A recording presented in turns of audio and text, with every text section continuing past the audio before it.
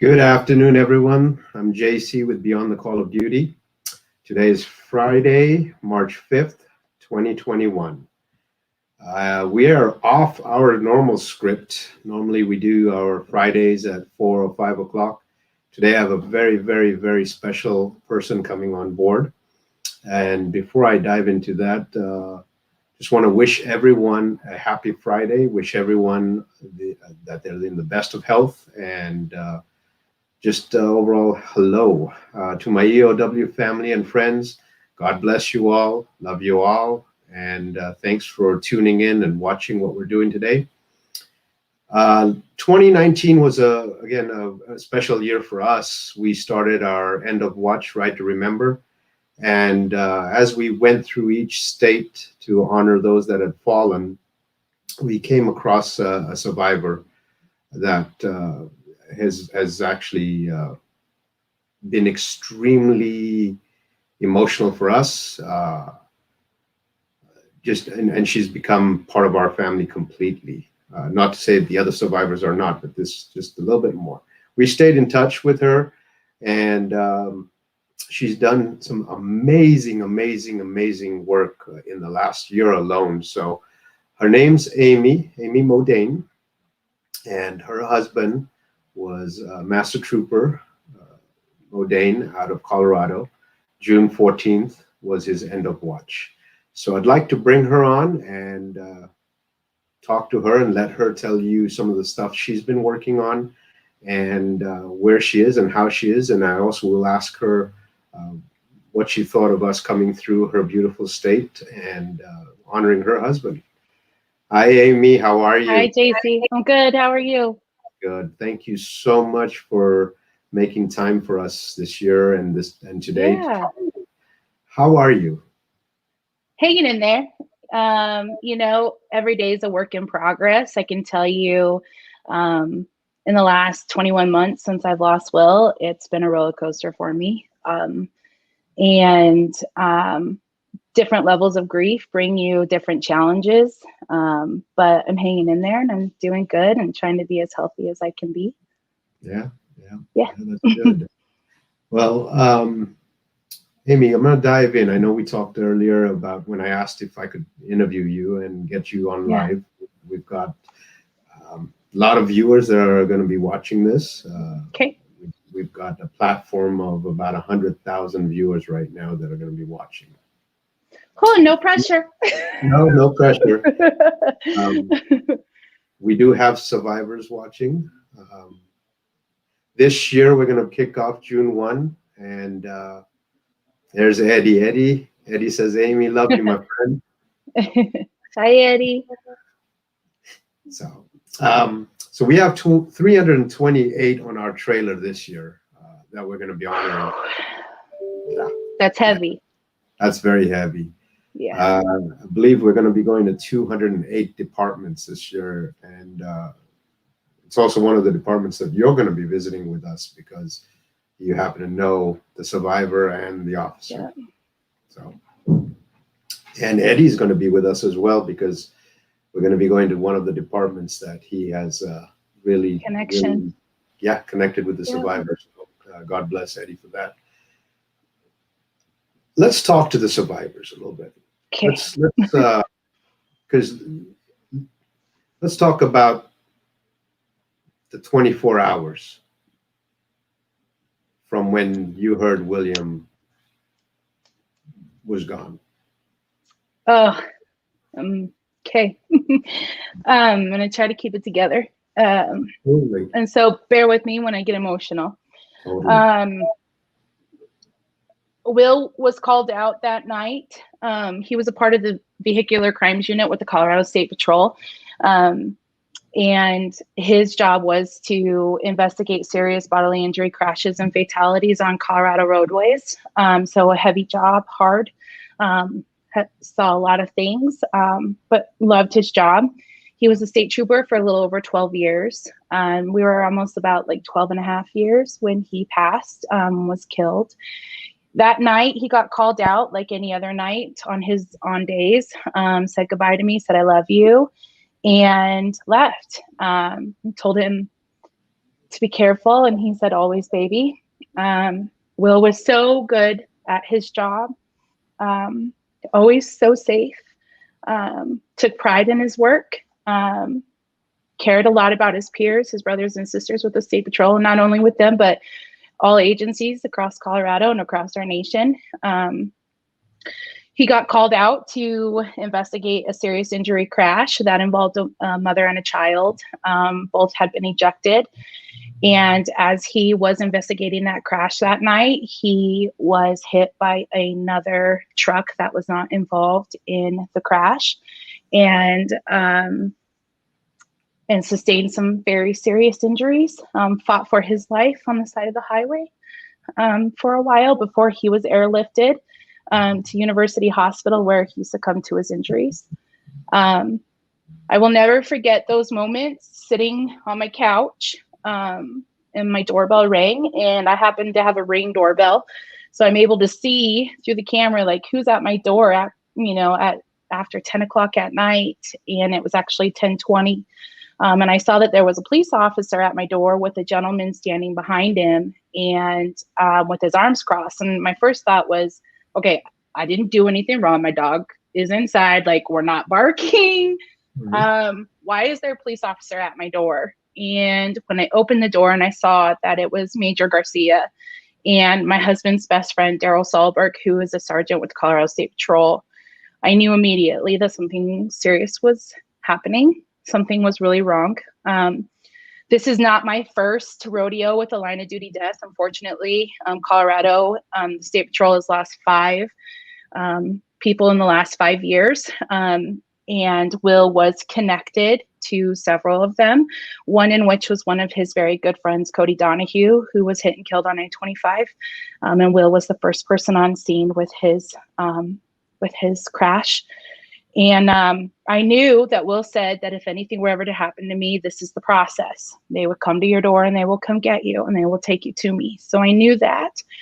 And I just was afraid instantly. Told me the fight for life was on their way. And I knew that that was bad. I asked what hit him and they said a truck, but no one could tell me what kind of truck hit him.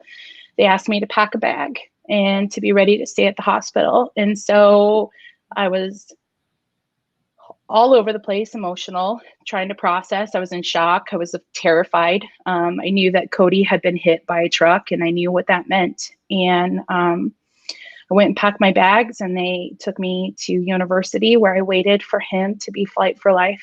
What felt like an eternity was probably about 45 minutes. My chief met me there, Chief Matthew Packard, and is an incredible man. And my family and Will's family was able to get to the hospital, and we waited.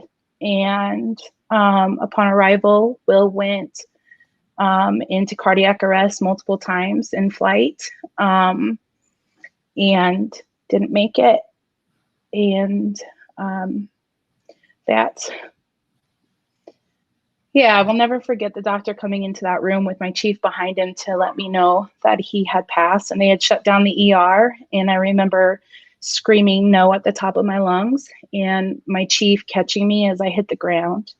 And I was quiet for a minute while the doctor was talking to me, but could not process anything that he was saying. My sister was down on the ground with me listening to what he was saying. And then after that, started that week of figuring out how to honor my husband. William, the things that were the most important to me to honor him was to honor him as a father, and to honor him as a God-fearing man. His faith was the most important thing to him, other than his family and his friends and his Blue family. And so those were the 2 most important things to me that I wanted to make sure that we honored, and the State Patrol did a beautiful job honoring those 2 things. A little bit of background about Will and I. We had tried to start a family for pretty much 12 years. struggle getting pregnant, infertility patients. And in January of 2018, I miscarried a set of twins, which was just about a year and a half before Will's passing. And 6 months later after that, I miscarried a single baby, which was 8 months before Will's passing. Then I lost Will, and then I miscarried mine and Will's little girl 8 months after losing him.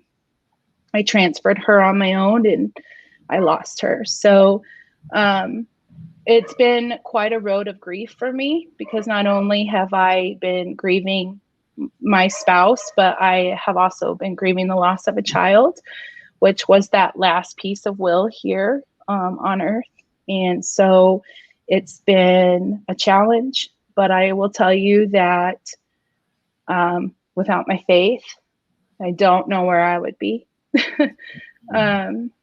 I have been knocked to my knees, and everything has shattered. My life, my future gone after losing him. Future of a family and children was gone, losing our child. But even though everything was in pieces and shattered, my faith is what I have held on to, and I have tried to mourn him in a positive way, and looking for the good, because even in pain and loss, there is beauty and there is good in it. And there's strength and resiliency in adversity. And Will would always tell me to be brave, that we have to be brave, Amy. And so that has just been ingrained through this whole process of grieving him and trying to move forward in life. You don't move on from the love of your life. You don't move on from your loss, but you can move forward. And I have been focusing on moving forward in the best healthy way as I possibly can, and looking for the good along that way. And I will tell you that there is so much good from pain, and so much change that is beautiful can come from it. My State Patrol family has proven that to me with the loss of Will and the things that they have done to make their agency better. What we have done here in Colorado, partnering with widows like Eddie Gomez and Velma Donahue and DJ Jersevics and Erin Donahue, which is Cody's sister, and making change with the move over law and legislation here, and adding speed restriction to that. If you don't know what your move over law is in your state, learn it, tell it, talk about it. It's important. We are losing officers in traffic accidents, and that should not be happening. And so we partnered and with the State Patrol, and we got the move over law once again changed and updated here, where there's more restriction to it to keep our first responders and our road workers safe while they are doing their jobs. And we have a responsibility as a community and to do that, and to be responsible behind the wheel and help them get home safe too. And so that's been part of my road and my journey in healing, is doing these things that support my Blue family here in Colorado and my first responder family here in Colorado. And it's empowering to partner with other widows who are walking that same path as me, to do good and to honor the legacy of our spouses. And that has just continued for me, and doing some of the things that I've been able and blessed to do with the Colorado State Patrol Family Foundation in just helping and helping everybody to be better. So that's helped in my healing. And I've been gifted some amazing opportunities and survivors. Just so you know, there's this amazing group of women called Be Still Ministries. They are out of Atlanta, Georgia, and they hold Never Alone Widow of Heroes retreats for women who have been left behind with children. And their whole mission and purpose is to build community around you, and for you to see that you are not alone walking this journey and this path, that there are other women who are first responder widows and military widows that are also walking that path alongside you. And they really strive to bring you healing through your faith with the Lord. And I was so blessed to be able to attend this retreat in February, and they do 3 a year. And it's very simple. You go on their website and you apply to go, and on their website, they have the qualifications in order for you to be able to do that. And it's all paid. And they have a unique sponsorship from the Gary Sinise Foundation that sponsors their retreat. And he's a remarkable man if you don't know who he is and what his foundation does for first responders and for military. And he's actually just started a mental health program for first responders and military, which is so needed right now.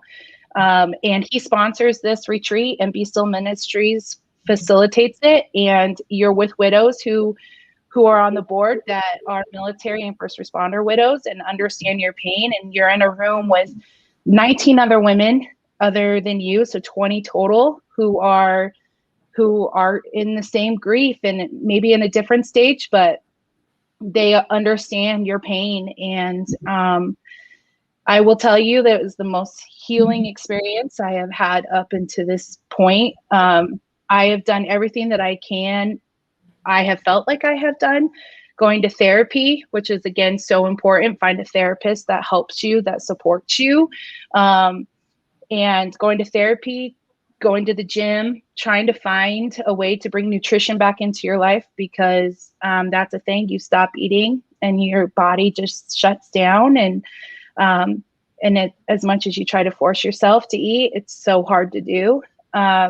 So being active, which is so important for your mental and your emotional and your physical health, going to therapy for your mental and emotional health, and for your faith.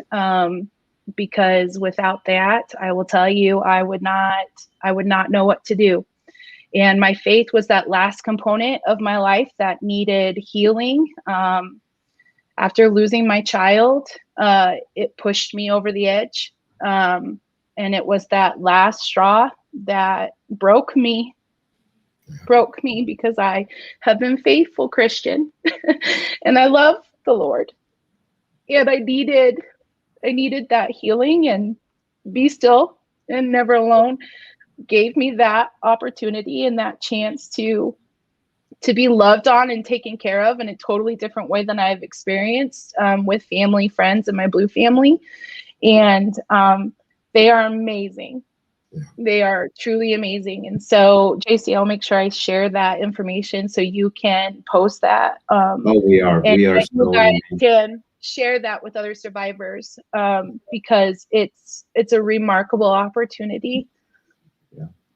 No, absolutely, Amy. We are going to not only share that, but as we've talked last few weeks, but even from last year, you're our family now.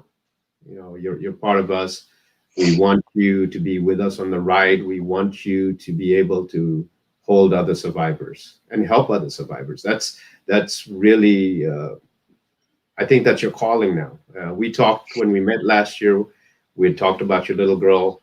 And I told you at that point that the Lord does work in mysterious ways. He does. He loves us all. And I think, at that time, and I still believe that William needs the kids more than you do now. And he's up there playing with them, and he's being a good father. He from what I learned, and I've heard about him, he's going to be a great father. And that's what he's doing. He's doing what he's doing best. But from last year to this year, you have just done some amazing stuff. And this is what needs to be out there. You created something for the state of Colorado. Talk to everyone about it. So I am a part, like I said, I'm a board member on the Colorado State Patrol Family Foundation, and its mission is to help our law enforcement family when there is time of tragedy. Not only do they focus on supporting the Colorado State Patrol families, but they also support other agencies within the state of Colorado. And also, you know, when there is a line of duty death across the country, they send financial support. We are doing some pretty amazing things. I am so blessed to be able to be a part of such an amazing foundation and with such amazing people. They are truly incredible people.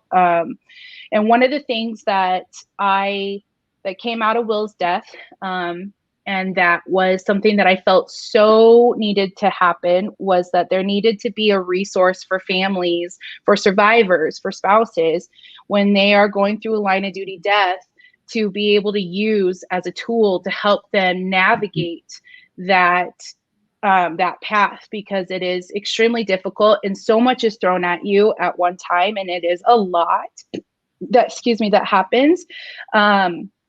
It's a lot. And so one of the things that I brought to the president of the foundation was, how can we create something to help support families, so that the next one in line, and I hate saying that out loud because I hate it, knowing that there's another family that will have to go through what I've gone through, that there's something in place to help support them, and not only them, but help support their agency in supporting that family, and what that process looks like for the agency and what they're able to do that. And so here in Colorado, we've lost five troopers in 5 years. We've had a lot of loss, and our agency has been brought to their knees. And even though that has happened, they are the most resilient people I have ever met. And I'm so blessed to know them and to love on them.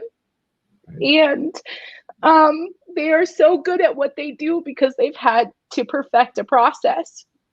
And they're so good with their survivors and supporting us and loving on us and honoring our fallen. And I'm so proud of them for that. But this guide breaks down how my agency has supported me in that process of workman's compensation to HR benefits to health benefits to health insurance to life insurance to the PSOB that you receive from federal government, and how that is taken care of by your agency. In Colorado, we have a Colorado Memorial that happens in May, and they honor the fallen of that year, and it breaks down that process. It breaks down National Police Week in Washington, D.C. It talks about Social Security disability. If your loved one was a veteran, it breaks down that process of that veteran process of, benefits and funeral arrangements. And it literally is everything to the detail of how your agency can support you as a family. And we had a sergeant named Chris Augustine who started this process, and I was able to, kind of got quiet, and Joy, our president, was able to get that document and for us to just continue what Chris had already started. And he's an amazing man that has been a part of all of our line of duty deaths and was a very huge role in Will's funeral. And so with his help and with other members of our family foundation, we were able to create this document that helps guide agencies and families to that process of what happens when there's a line of duty death. It also talks about financial assistance that you get from across the country, which happens, and a lot of money is thrown at you from other foundations that you've never heard of. And it talks about what to do to prepare yourself for taxes. I mean, it literally breaks everything down for you. And the other thing that we also included is, how prepared are you for the unthinkable to happen? And as much as I hate saying that, but really, how prepared are you?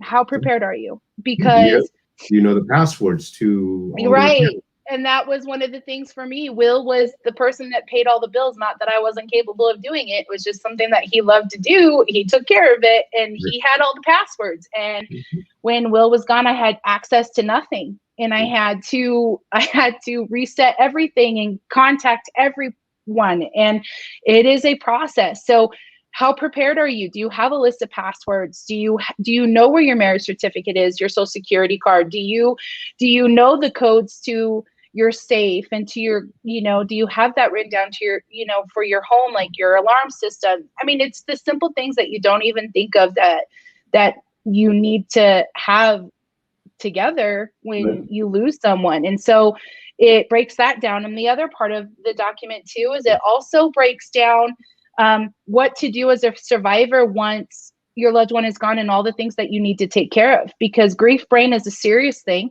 and widow brain, if you haven't heard that, that is a thing too. And you don't know where to start, and you don't know what things that you need to take care of because you've never experienced that before. And especially your spouse, you've never experienced that. And so the guide also talks about the things that you need to take care of once they're gone. Have you ran a credit check with your husband's social security or your wife's social security number so that you have that all printed, so that you know the last stuff that was done on their credit? Have you canceled their driver's license so that somebody doesn't do a voter registration card under their name? Have you contacted your HOA, your mortgage? Are you going to need an estate lawyer? Do you know what's going to happen with your kiddos if something were to ever happen to you? Do you have plans in place, things that you've never had to think about before that now you do have to think about? And this list breaks all that down for you. Therapy support. Have you thought about therapists? Have you thought about not just normal grief therapy, but have you thought about EMDR therapy, which is trauma therapy, which I will tell you is one of the best things I've ever done for myself. In processing the loss of my husband and the night of his death and the week of his funeral and weeks after his funeral. EMDR has helped me to be a more functional person in my grief. And I'm not triggered with PTSD as badly as I would have been without that. So it talks about that too. It talks about all these things that you need to take care of once your loved one's gone. So you have a checkoff list so that when you are in grief brain, it's okay. It's right in front of you, and it's outlined for you, and it supports you in the things that you need to take care of. And the other thing that we also have included in our guide is a list of trusted professionals. That was the other part for me is I was 34 when I lost Will. We did not have a will in place. We didn't have children. Will was 37, so thank goodness we had a lot of conversations about, like, if he were to pass, what he would want at his funeral and those things. I knew Will inside and out. I knew everything about him. He was my soulmate, my other half. And so I've been so blessed to have had a spouse that included me in his profession, and I had an understanding of his job and what it is that he did. Even when he was a road trooper, I understood the process of his job and the things that he did. And of course, he sheltered me a little bit, but not a lot. I understood what it was that my husband went through every day. And so it has allowed me to be able to be an advocate on a different level because of what he shared with me, which I'm so grateful for. But I didn't know where to start, with certain things like finding a therapist or a financial advisor, or am I going to be able to stay in my home? Do I need to find a realtor? Do I need to talk to a mortgage loan officer about my mortgage?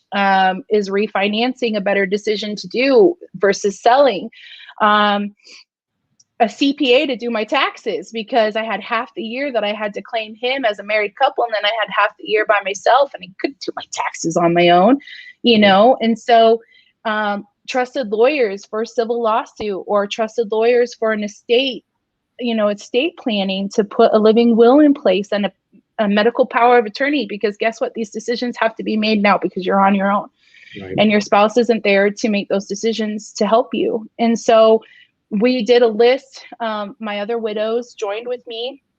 My other widows from the State Patrol gave me the people that they've trusted, and I put the people that I've trusted, and we started a resource list of professionals for people to to use. And if it's not a good fit, then they can ask that person, do you have another suggestion?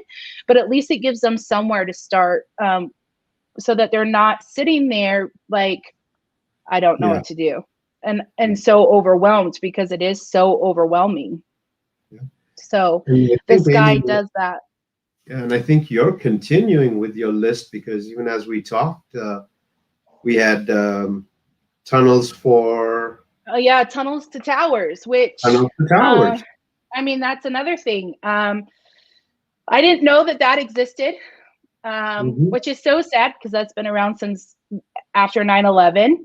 I didn't Mhm. know that that was a thing, that until we had a recent loss here in Colorado. We had a Commerce City officer who was killed by a drunk driver in October, and I happen to have built a relationship with his widow, and she's a remarkable person, and her and I are now forever bonded, because we understand each other and our loss. And somebody had contacted Tunnel to Towers, and they contacted her and asked her to fill out an application. And Tunnel to Towers pays off your mortgage for families who have lost their loved one in the line of duty, their spouse, and have left behind children. And she doesn't have to worry about losing her home. And those resources are huge. But the problem is there are some amazing resources out there, and in the scheme of things, it gets dropped. And we forget about those amazing resources, and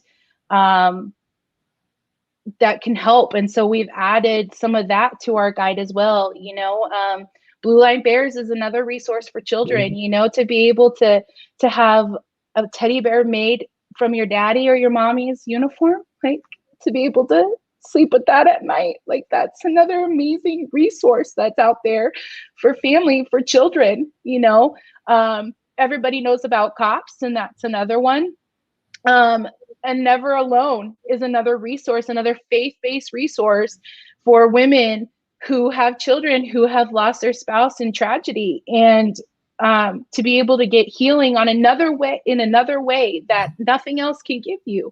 And these amazing resources and these amazing entities are out there to provide support for you. And as a survivor, you feel alone as much as you know that you're not. And there's organizations like Beyond the Call is another one. You guys, we know that we're not alone, but at the end of the day, we are walking this path every morning, every afternoon, and every night on our own. And to know that there are resources and people out there who are walking the same path as you, that want to love on you, want to be there for you. There's no words to describe how that makes you feel. And it's a reminder that the thin blue line is deep. It runs deep, and it is thick. And when they say that it's a thing, I'm here to tell you it is a thing. And there's nothing else like that community. And you are not alone, and you are seen. Your families are seen. Your spouses are honored by so many people, and they're that want you to know that you are not alone. And Right. yeah, so this guide, that's our other thing, is adding some other resources to it as well, that those are national based resources for you. So again, what the beautiful thing about the guide is, it is tailored to Colorado, yes, but any agency across the country can take this guide and look at it and use it and the bare bones of it and tailor it to what is going on in your agency, and be able to tailor it to your laws in your state for workman's compensation, or any of those things, whatever your health insurance laws are for the fallen, so you can tailor it to work for your agency, and you can tailor it to work for your state, which is the other beautiful part about it. And that's our other part the foundation wants to do, is share this guide with all the agencies across our state, for them to take it and run with it, and to have something in place when something does happen, because you never know.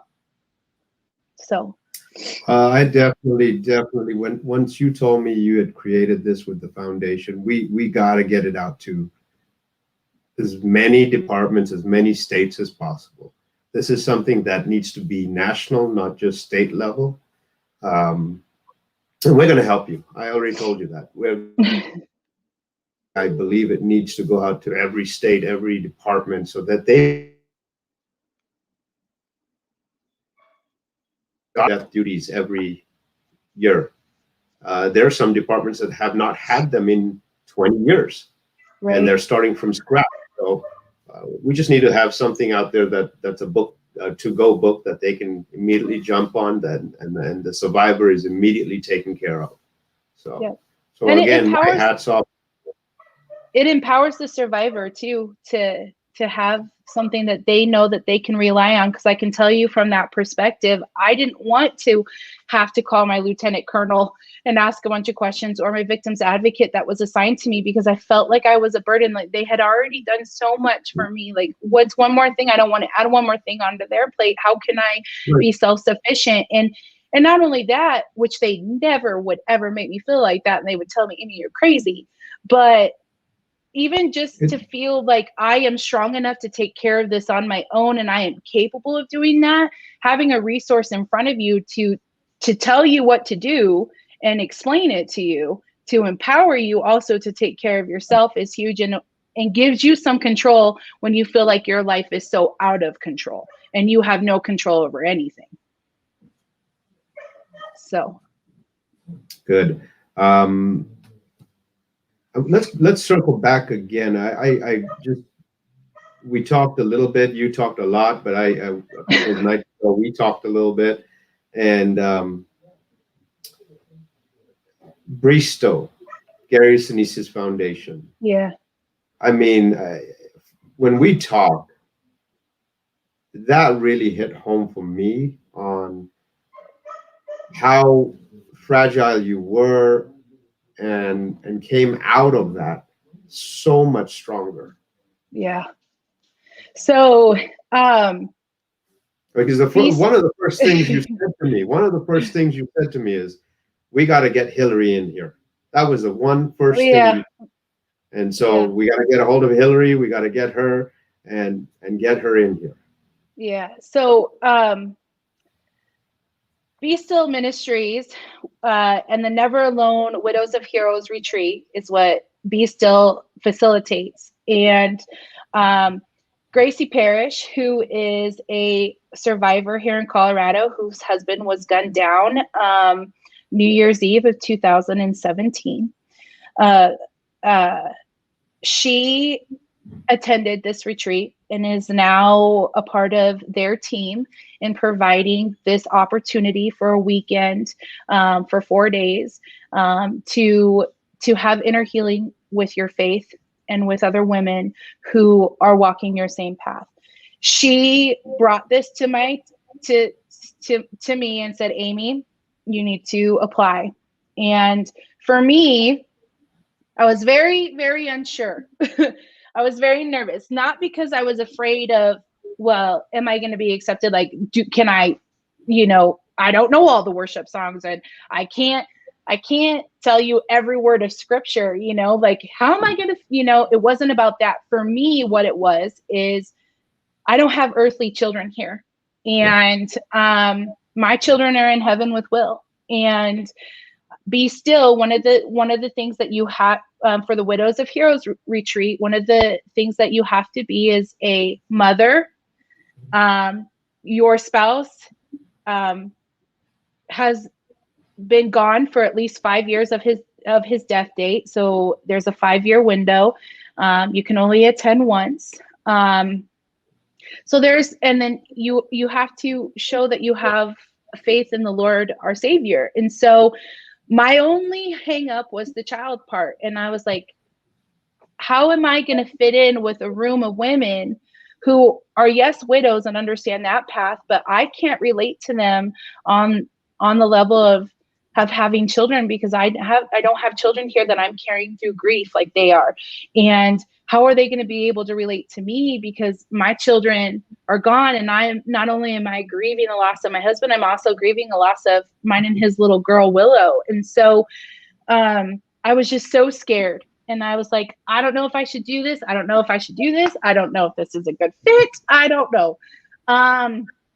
February rolled around, and I waited until that very last minute in January to turn in my bio and my picture because I just was so unsure. And from the moment I was accepted by Be Still to attend this retreat, the outpouring of love that I received from them, just through the process of turning my stuff in, through emails and through text messages that you get from their team, up until the point of you leaving, the special package that they sent you in the mail to let you know, we're so excited to have you, to hear your story and to be a part of your healing in Christ. And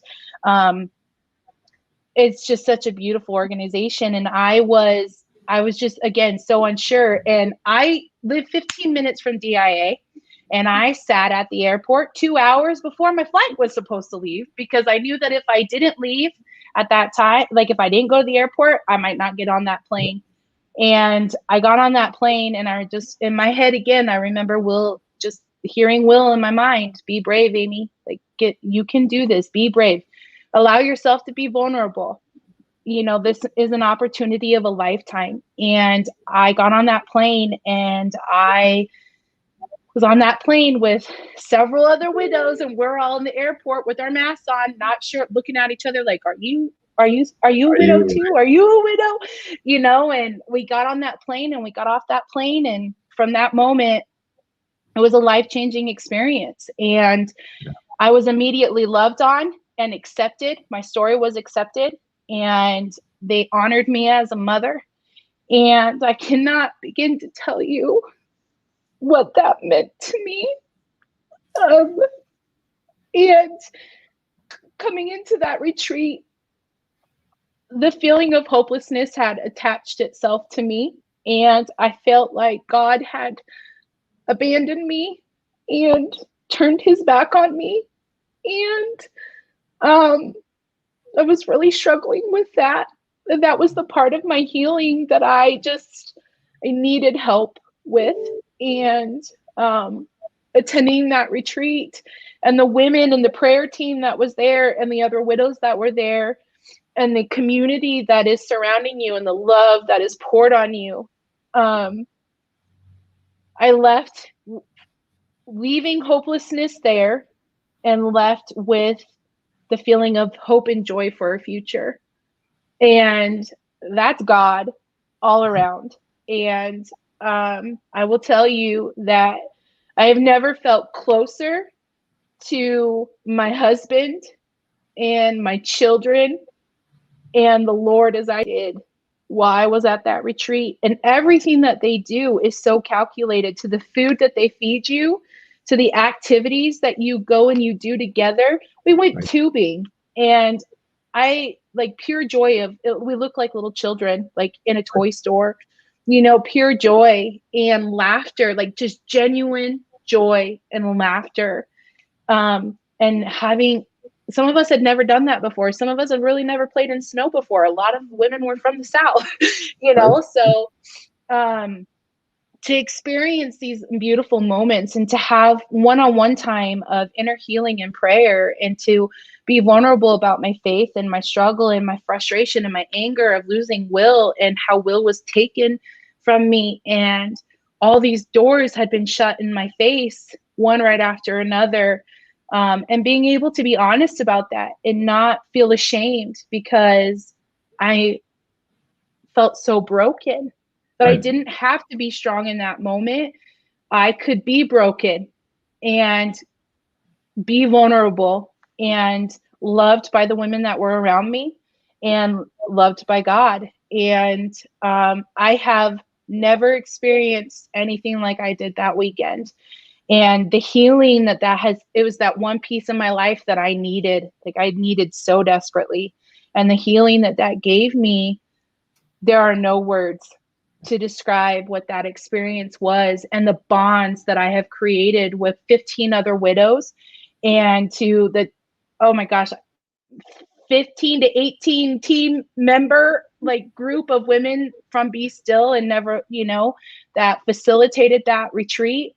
The bonds that I have created with them and the mentorship that some of those women have just given me naturally, I cannot even begin to tell you how grateful and how blessed I feel to have had that experience. And that organization is remarkable, and so grateful and thankful for the Gary Sinise Foundation to provide that sponsorship for them, to give these women this opportunity. You don't pay for anything. You are taking care of travel expenses, food, accommodations, everything is taken care of for you. And everything is so thought out. And to the worship songs that you sing and the prayers that